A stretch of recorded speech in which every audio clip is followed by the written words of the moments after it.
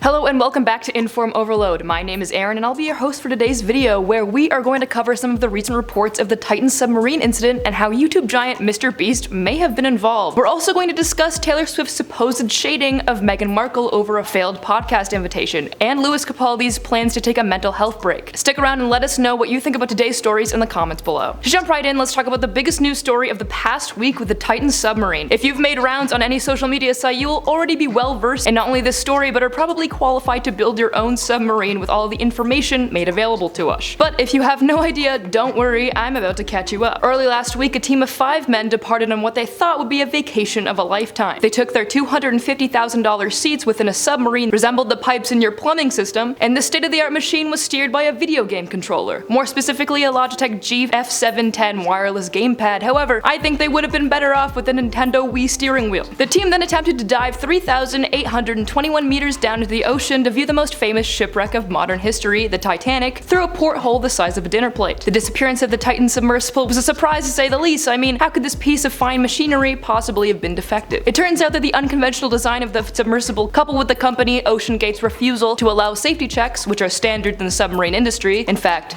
the standard in any industry, was ultimately the reason for the untimely demise of its passengers. The US Coast Guard revealed that the catastrophic pressure implosion killed all 5 water tourists aboard the submersible, which was the outcome deemed the lesser evil of possible outcomes, as the men probably didn't even realize what was happening at the time of their unfortunate fate. If only the guys knew that not even days after their dive, they would have found out that they could have seen the Titanic in a much easier way, as it will be returning to Netflix on July 1st. After the search for the submarine was halted due to the discovery of a debris field solidifying the team as unsavable and deceased, the news about the situation began to slow. However, this lull did not last long, as YouTube vlogger MrBeast made his way to Twitter. Bright and early on June 25th, Beast stated, "I was invited earlier this month to ride the Titanic submarine. I said no. Kinda scary that I could have been on it." Accompanied by a screenshot of a text that read, "Also, I'm going on the Titanic in a submarine late this month. The team would be stoked to have you along." Beast did not reveal who exactly this text was from, and this is the first we've learned about the YouTuber being close friends with the billionaires interested in deep sea exploration. This is a pretty unique invitation. Usually a boys' weekend consists of hanging out at a cottage and often do not involve contracts that sign away your life. But even more absurd, that the text that MrBeast tweeted was blue, which is the color of an iPhone message from the sender,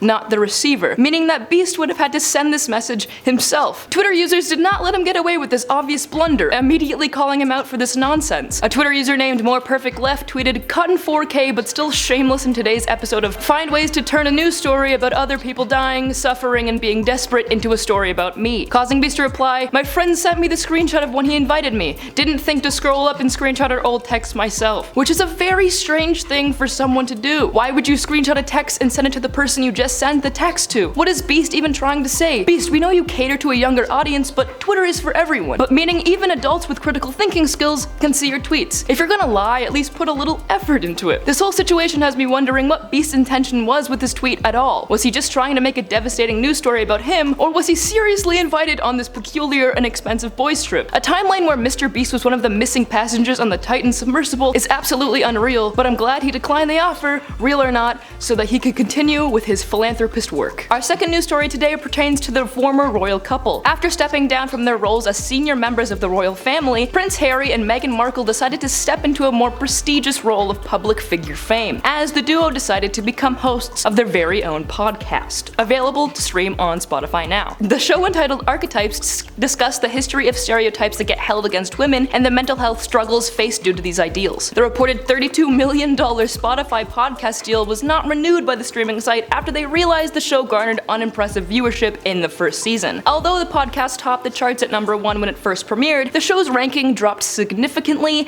and quickly, causing the show to barely rank at all by the midway point of the debut season. The upcoming cancellation did not stop Markle from attempting one last comeback, and in her effort to revive the already dead podcast, Meghan decided to write a personal note to Taylor Swift, inviting her to make a guest appearance on Archetypes. Even though Taylor would have fit the podcast themes, as she is a woman in the industry that often criticizes and demeans her, Swift reportedly rejected the offer via her representative, according to the Wall Street Journal. Trying to get the biggest pop star in North America on your podcast would be hard for anyone, and it seemed especially difficult for the former royals with a failing podcast. Swift's appearance wouldn't be cause for definite recovery, but Swift's name is known for accumulating viewership, and hey, a conversation between the royals and Taylor may have been quite interesting. But Taylor is in the midst of a world tour right right now, so it makes sense that why she may be turning down opportunities like podcast guest. This is not the first content creation endeavor the couple has taken part in recent years. In fact, they've also made a deal with Netflix which led to their release of documentary series aptly named Harry and Meghan. The series premiered in December 2022, and although the private lives of former royals may sound interesting, critics have deemed the couple quite boring and acting as though they live in a soap opera. The harsh comments did not dampen the couple's need to entertain the masses, as they also produced another Netflix project entitled Live to Lead, which documented the lives of leaders who dedicated their lives to social justice. This series also debuted in December of the same year, but failed to reach Netflix's top 10. The couple switched course, leaning away from informational content and tried to make their way into children's programming with the pitch of the show Pearl. The program was described as a family series that centers on the adventures of a 12-year-old girl who finds inspiration in a variety of influential women throughout history, but it was abruptly cancelled before it ever became available on the streaming service. The couple's bad luck in their effort to produce content could be evidence that just because you used to be royalty doesn't mean you're necessarily compelling